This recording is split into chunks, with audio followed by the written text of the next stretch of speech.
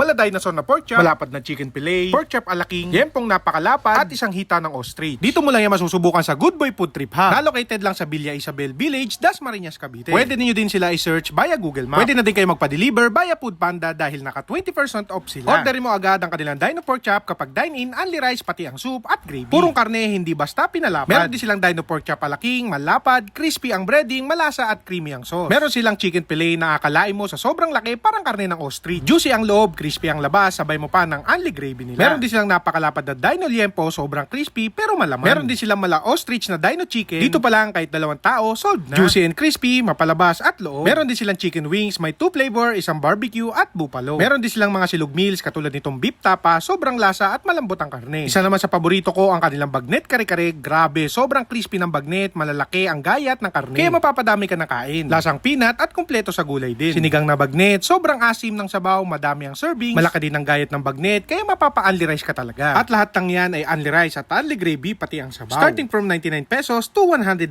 pesos. Meron ka ng gigantic sizzling, naka-java rice pa at napakalaki ng serving. Dito mo na dalhin ang buong pamilya o barkada, siguradong hindi ka mabibitin sa food trip.